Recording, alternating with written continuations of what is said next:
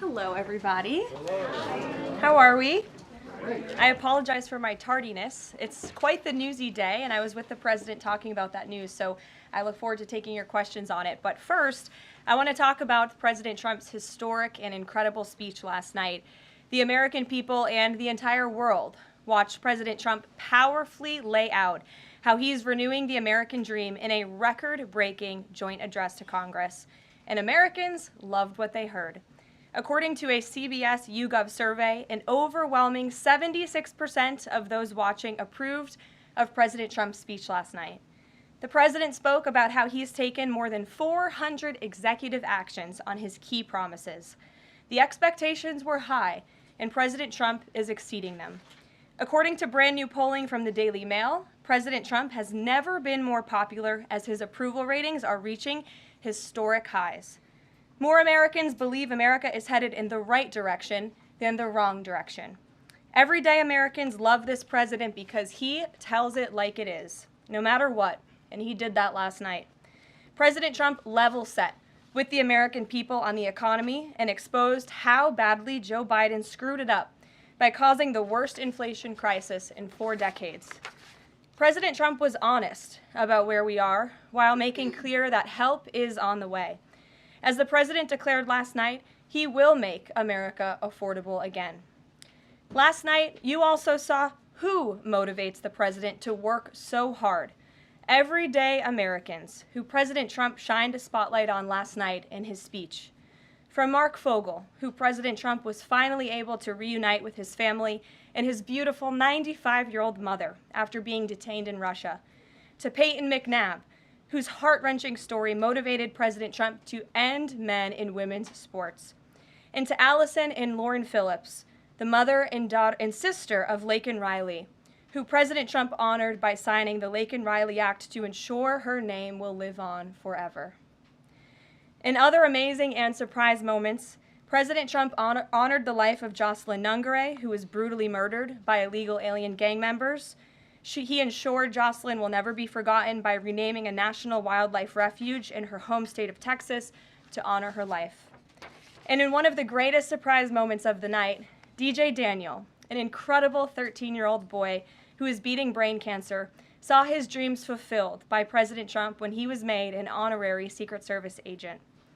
And finally, after nearly 4 years, President Trump delivered justice for the families of the 13 American heroes who were killed at Abbey Gate in the Biden-botched Afghanistan withdrawal, which was one of the worst humiliations in the history of our country. President Trump announced that we have detained Mohammed Sharifullah, the monster who was responsible for that horrific attack, and he was delivered to Dulles Airfield earlier this morning. On his first day in office, President Trump's national security team across the federal government prioritized intelligence gathering to locate this evil individual. President Trump's team shared intelligence with regional partners such as Pakistan, who helped identify this monster in the borderland area late last month. Mohammed confessed to his crimes related to Abbey Gate and other attacks in Russia and Iran as well to the Pakistanis. And U.S. law enforcement officers traveled to Pakistan over the weekend, where he again confessed his crimes to the FBI. As President Trump said last night, this killer will now face the swift sword of American justice for these atrocities right here on United States soil. Joe Biden was responsible for this botched withdrawal, and he had 3 years to find this evil terrorist, and he didn't even try to get the job done. But President Trump campaigned on behalf of and grew very close to the Gold Star families. He promised them accountability, and last night, he kept his promise. He spoke to those Gold Star families yesterday, ahead of his speech, in an incredibly heartwarming call to share this incredible news. And as President Trump asked in his speech last night, how could anyone possibly be opposed to any of this action that he is taking? Well, apparently, the modern-day Democrat Party could. The behavior of Democrats last night was completely disgraceful and demonstrated how severely out of touch they are with the American public. It was the most shameful moment in the history of presidential addresses in that beautiful chamber. In what was supposed to be a unifying moment for our country, Democrat members of Congress instead screamed at the President of the United States, who was just overwhelmingly reelected by their constituents, walked out of the chamber, and worst of all, they disrespected the American people. Democrats didn't stand to keep men out of women's sports. They couldn't even clap for a girl who got her head smashed in by a man on a volleyball court. Democrats didn't stand for an innocent and beautiful child who is surviving brain cancer. They opposed eliminating taxes on tips and Social Security. They didn't stand in favor of cutting taxes for hardworking Americans. They couldn't even clap for two mothers whose daughters were killed by illegal aliens. One of the only things that could get Democrats off their feet last night was cheering for Ukraine, not for America. Last night was a very clarifying moment for our country. The Democrats exposed themselves as the party of insanity and hate, the party that wants to put America last. They've allowed their Trump derangement syndrome to stop them from celebrating America and our people, and we will not allow them to forget that. And it's not just the Democrat Party. The mainstream media still doesn't get it. Last night, MSNBC's Nicole Wallace disgustingly looped in a 13-year-old boy with brain cancer into an attack on the president over January 6th. And CNN's first chyron out of the speech called it divisive. President Trump wasn't divisive. The Democrats were. And CNN was proven wrong by their own viewers, 69% of whom, in a post-speech poll, said they had a positive reaction to the president's speech. It's sad and frankly pathetic that Democrats and liberals in the legacy media continue to allow their hatred for the president to override their love for our country. But nevertheless, the president will continue to unify this nation through policies that are grounded in common sense and that uplift all Americans. We have an individual in our new media seat today, Mary Margaret Olohan, who is the Daily Wire's first ever White House correspondent. Congratulations, Mary Margaret. The Daily Wire was founded 10 years ago by Ben Shapiro. The Daily Wire now has over 1 million paid subscribers, a monthly network reach of 138 million, and has evolved into a leading conservative multimedia giant. They are now the 5th largest podcast network in the world and home to some of the top-ranked shows. With that, I will take your questions, and Mary Margaret, why don't you kick us off? Thank you so much, Karoline. It's great to be here. Thanks. So I had 2 questions, if that's okay. The first Sure. on last night and the second on Maine. You talked about behavior from Democrat lawmakers, a lot of disruptions, and I just wanted to kind of go back to that. We saw Democrat lawmakers not stand for Laken Riley, for Peyton McNabb, for the son of a slain police officer and 13-year-old cancer survivor. What are the optics of that nationally, just in terms of not just the people who were in the room last night, but across the nation? And also, was President Trump expecting this type of behavior when he was crafting his speech? So I gave a quote to one of the media outlets in this room yesterday that Democrats behaving like children would be the least surprising thing of the night. And unfortunately, that quote did turn out to be true. I think the president and everyone, frankly, was surprised by the Democrats refusing to stand for not the president's policies, because frankly we expected that, but for the everyday Americans who President Trump was shining a light on their stories. Mark Fogel, for instance, an American school teacher who was detained by the Russians. President Trump freed him. If Joe Biden had done that, they all would have been on their feet, but because of it came from President Trump, they weren't. So we think it's very sad, but we're very proud of the president today, and the American people are the people that this president cares about most, and the reviews are in, and everybody loved his speech. Thank you. And then on Maine, we know that the governor of Maine has really pushed back against the president's executive order saying that boys should not be in girls' sports. I spoke with a lawmaker from Maine this morning who told me she'd been censured by state lawmakers for calling a man and speaking up on this. What is the next move for the White House in this battle to protect the integrity of women's sports? Yeah, well, the Department of Education has sued the state of Maine. As you know, there's ongoing litigation. The president has made a commitment to ensure that states are being held accountable if they continue to allow men in women's sports, which he believes is an egregious violation of taxpayer dollars. And so that fight continues, and the president won't back down. Again, this is a common sense policy. 80% of the American people, including more than 60% of Democrats, do not want men in women's sports. So the president will stand by this commitment. Thank you. Gabe, good to see you in here. Good to see you, Caroline. A couple questions. One, can you confirm that the president held talks with the big 3 automakers today, speaking about potentially delaying tariffs? I can confirm, and I'm glad that you asked, because the president sent me out here with a statement directly from him on this. I saw it was reported earlier today by Bloomberg News, and he wanted me to share this with all of you. We spoke with the big 3 auto dealers. We are going to give a 1-month exemption on any autos coming through USMCA. Reciprocal tariffs will still go into effect on April 2nd, but at the request of the companies associated with USMCA, the president is giving them an exemption for 1 month so they are not at an economic disadvantage. So the 3 companies that he spoke to are Stellantis, Ford, and General Motors. They requested the call, they made the ask, and the president is happy to do it. It's a 1-month exemption. And the president just posted on social media that he had spoken with Prime Minister Trudeau. He says he's not satisfied with what the Prime Minister has said when it comes to fentanyl, but less than 1%, as you know, less than 1% of the fentanyl seized last year was in the northern border. What else does Canada need to do? Well, the president did just put out a statement on his call with the governor, Justin Trudeau, as he calls him, of Canada, and he said that he was not pleased, as you said. He said it's not good enough. He told Prime Minister Justin Trudeau that directly.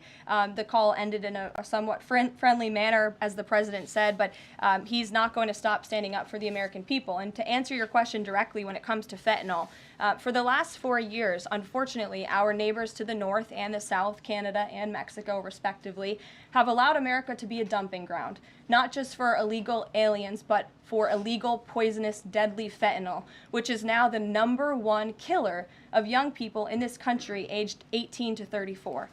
Through the northern border in Canada, in last fiscal year alone, there was enough fentanyl seized to kill 4.8 billion people. And that number is up 2,050% from 2023, the year before. So there's been more than a 2,000% increase in illegal fentanyl seizure at the northern border. Why? Because Canada is allowing that fentanyl to come to the United States. The president sees these numbers. He thinks about the lives that are lost. And everybody in this room, I'm sure, everybody watching at home, everybody across the country knows someone in our lives who has been killed at the hands of this deadly poison. There needs to be repercussions for that. The president feels very strongly about it. But Karoline, respectfully, it's just 43 pounds that were found last year. That's less than a carry-on suitcase. Is that a lot of fentanyl compared to, say, Mexico, where the vast majority of the fentanyl is brought in through Mexico, not Canada? So what else does Canada need to do? Well, I just told you, last year alone, there was a 2,000% increase in illegal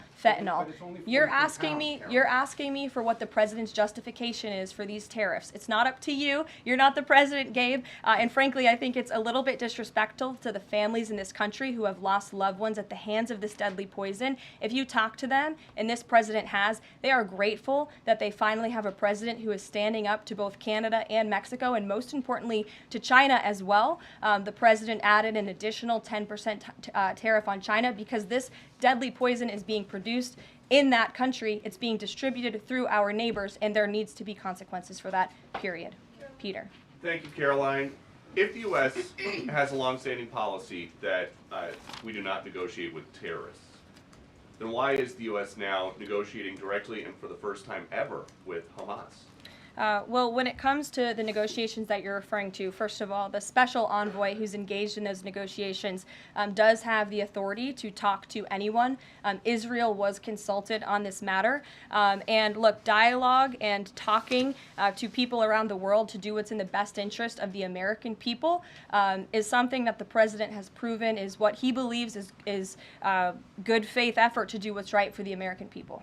Is it just about the hostages, or are they also talking about the president's plan to take over Gaza? These are ongoing talks and discussions. I am not going to detail them here. There are American lives at stake. I would defer you to the Department of State for further details, but I'm not going to get into those talks here at this And podium. we know that some officials here were miffed that Zelensky showed up last week without a suit for his meeting in the Oval Office, but Elon Musk never wears a suit. He did last night. So what is the dress code? Well, Elon Musk wore a suit last night. I'm sure you saw it. Was he spooked by the Zelensky getting kicked out? No, I don't think so. I'm just pointing out that he did wear a suit last night, and I think the president liked that very much, and he looked great. Speaking of the president, he just passed me a note while I'm standing here. He wanted me to hold this up. This is the poll that I cited, the CBS YouGov poll that shows that 76% of those who watched the president's speech last night approved of his speech. And so it goes to my earlier point that I made in my monologue about how incredibly sad it is that we have a modern-day Democrat Party who is so severely out of touch with the American public. This is a great poll. The ultimate poll, though, came on November 5th when the president won by an overwhelming margin that he spoke about last night. Democrats weren't happy to hear that either. Ouija. Thank you, Caroline. Back on tariffs, last night President Trump said there will be a little disturbance, but we're okay with that. Can you put a dollar figure amount on how much the average American family should expect to pay as this disturbance? And why should Americans be okay with that when so many are already struggling to pay the bills? Well, first of all, last night, the president told the truth. And he was realistic, and he level set with the American people. And I think, frankly, it's very refreshing, and everybody in this room should be very grateful that we have a president who tells the truth about the reality of the economic situation that we are in, unlike the previous president who lied to everybody's faces, saying inflation was transitory, saying it was under control, saying that the border was secure, when none of that was true. So the president is being frank and honest, and the American people elected this president to have monumental reform and change, including rebuilding our manufacturing base in this country, standing up to foreign nations who have been ripping off our country for decades, and that requires a little bit of disruption. That requires a lot of effort and work that this president is focused on doing.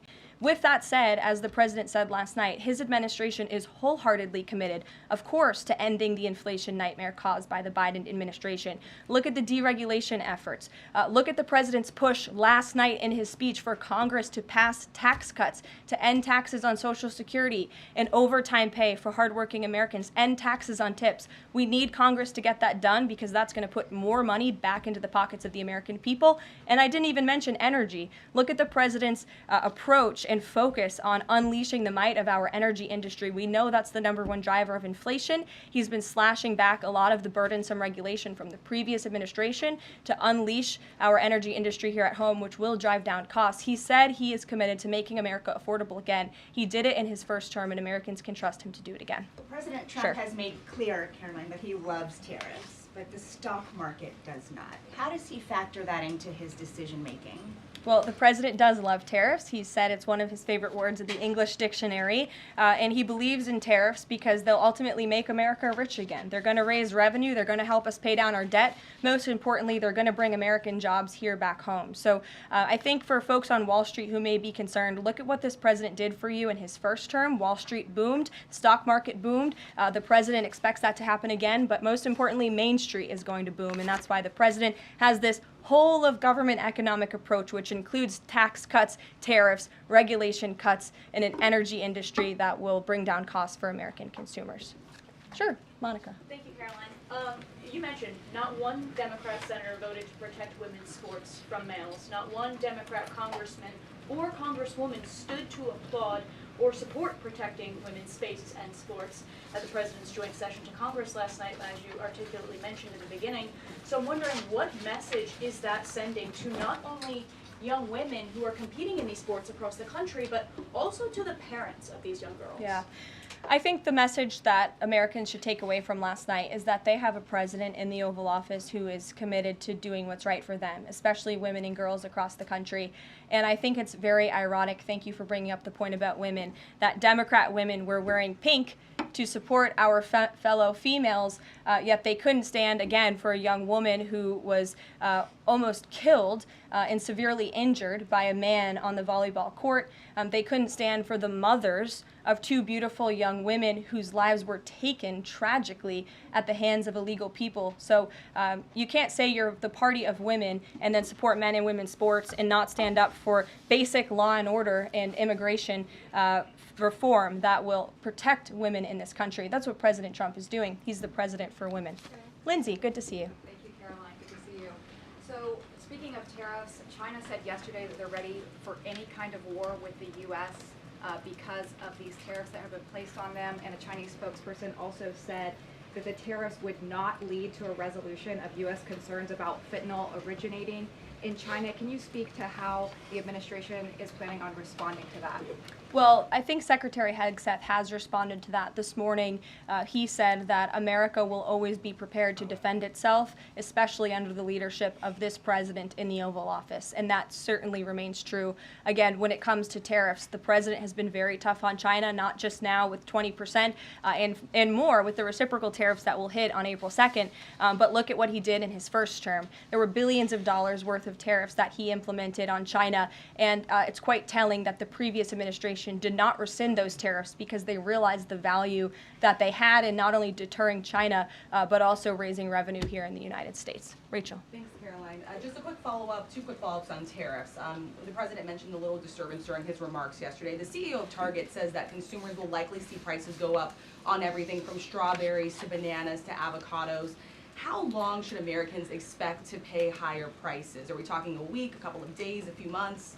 Again, I don't have a crystal ball, but what I can assure the American people is that this president and this administration is doing everything they can. And I would remind you and everybody else in this room that it's because of the previous administration's economic policies that Americans were left with record high inflation. Inflation throughout Joe Biden's entire 48 months in office was at or above 3%. It hit record highs, as you know. And there's a whole list of what the Biden economic disaster this president was left to clean up. It's been a month, but he's working hard every single day to do just that. Just one quick follow-up on the carve-out. Sorry to cut you off there. The U.S. imported $43 million worth of eggs from Canada. I know you mentioned some of the exemptions when it comes to automakers. Will there be any other carve-outs, including for eggs? We know prices are soaring for Americans. The president is open to hearing about additional exemptions. He always has open dialogue, and he'll always do, what's right, what he believes is right for the American people. But again, as for the egg crisis in this country, the president is wholeheartedly committed to ensuring we're increasing our egg supply, and we're also bringing down cost. And Secretary Rollins has been all over this issue. She comes from an agricultural background and family. That's why she's leading that very important department. She wrote an amazing op-ed in the Wall Street Journal. She's been all over the media talking about her plan. She has a real plan. The president endorses it. And he even, gave her an off-the-prompter shout-out last night to say, Brooke, I'm counting on you. It's an important issue. And this White House is working with Secretary of Agriculture every single day to address this issue. Sure. Jordan.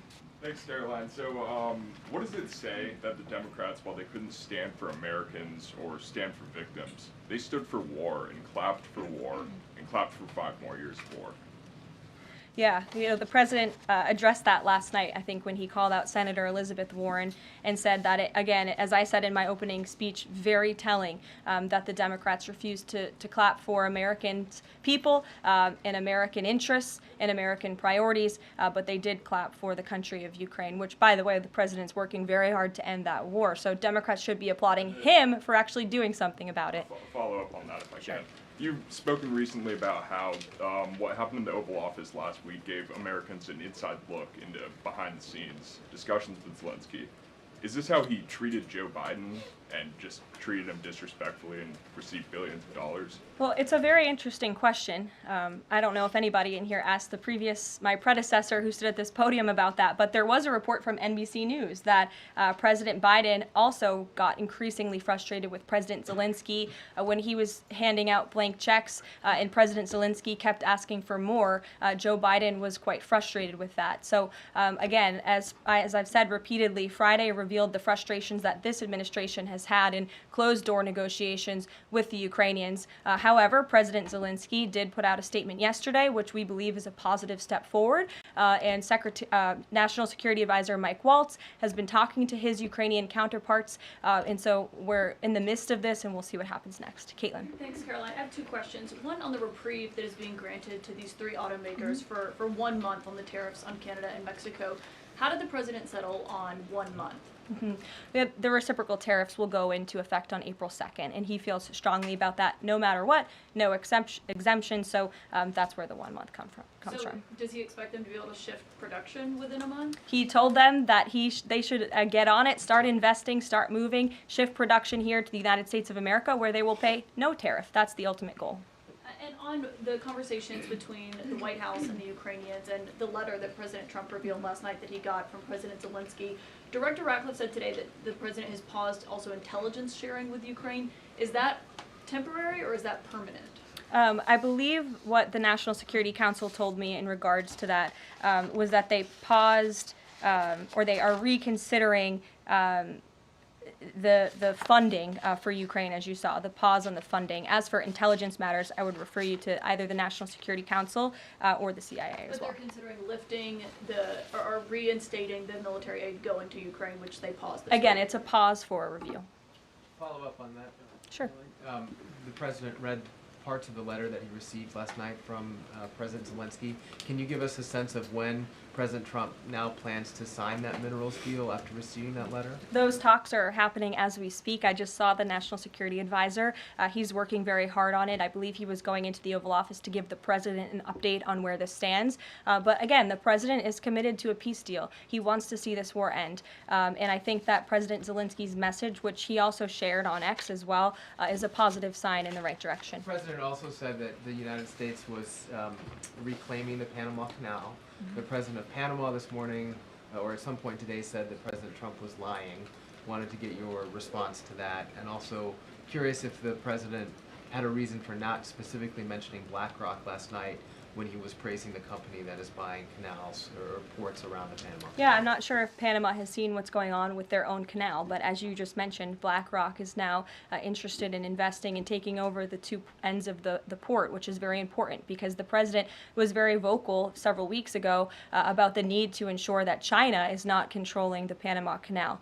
This is a very important place for the United States of America. We also saw that the Panama Canal lifted fees on our U.S. naval ships that are going in and out of the canal. That's a win for the United States of America, and the president will continue to ensure that the Chinese government, the CCP, cannot be infiltrated in the Western Hemisphere, and certainly not in the Panama Canal, which is a very important place for our country. Dasha. The president continues to call the Prime Minister of Canada, Justin Trudeau, Governor of Canada. I'm curious what he means by that and if there are any plans that are moving forward with trying to make Canada the 51st state. And I have a follow-up on the economy as well. Sure. Well, the president put that in his True Social account, or his True Social post earlier today. He feels strongly that it would be very beneficial for the Canadian people to be the 51st state of the United States. They wouldn't be paying for these tariffs. They'd have much lower taxes if they were part of our great country. Caroline, on the economy, you and I traveled the country during the campaign. This is an issue that so many voters decided to cast their ballots on, and they voted for President Trump. He has started to have that realistic conversation with the American people, that disturbance comment last night. But I'm curious if you can be real with Americans right now as all of these factors are playing out. Are things potentially going to get worse before they get better? Look, I've now been asked and answered this same question just given to me in different verbiage of 3 different times, and I will answer it again in an effort of transparency to the American people because this is an important issue and the American people, this president understands that it is. And again, that's why in his joint address to Congress last night, he addressed this issue with a realistic and honest approach. He talked about what this administration is doing to unleash American energy and to make America affordable again, and this administration is wholeheartedly committed to doing it. And I would remind the American public that the first-term record of this president speaks volumes. That's why they reelected him, because they know that he can fix our broken economy, and it's very, very broken from the previous administration. Stephen. Thank you, Caroline. I've got 2 questions, one on press access, the other on fentanyl and tariffs. Sure. On press access, your predecessor, Karine Jean-Pierre, who presided over many novel press access restrictions, criticized the recent changes to the press pool made by your office. She said in an interview, quote, what we're looking at is what North Korea is doing. What's your response to that, and can you say anything to allay concerns that unfavorable coverage will be punished in this new press pool system? I think that's the same individual who said from this podium numerous times that the commander-in-chief was mentally and physically up for the job, which we knew was a lie. Many people in this room knew it was a lie. Many of you were admonished for asking questions about that truth. So when it comes to truth and transparency, this administration, this White House is setting the example. This president is taking far more questions than his predecessor, Joe Biden, did on a daily basis, and that will continue. And on fentanyl and tariffs, fentanyl produced largely in China has killed 334,000 Americans over 5 years. According to CDC data, that's about 1 in every 1,000 Americans. President Trump has cited this for applying new tariffs to Canada, Mexico, and China. But in addition to China's talk about being ready for any kind of war, they said yesterday, the foreign ministry said that, quote, the fentanyl issue is a flimsy excuse to raise U.S. tariffs, and, quote, the U.S., not anyone else, is responsible for the fentanyl crisis. So what's the response to China that the talk of fentanyl is just an excuse for tariffs, and what does that say about the resolution? Well, of course, the country that is getting very rich off of distributing this deadly poison to American citizens is going to say that. Again, the president knows where the American people stand on this issue. Fentanyl overdoses. Dasha brought up all of us campaigning all across the country. They talked about inflation. They also talked about the border, the illegal immigrants that we're pouring through, but also these deadly drugs. And again, the president keeps in mind those families every single day when he is making these tough decisions. But it's a necessary decision, and he's no longer going to allow the United States of America to be a dumping ground for illegal immigrants and for illegal drugs that are killing our nation's people. This is the #1 leading cause of death in our country, and there needs to be action taken to ensure that that cannot continue. Thank you very much, guys. We'll see you later. Thanks, Caroline. Caroline.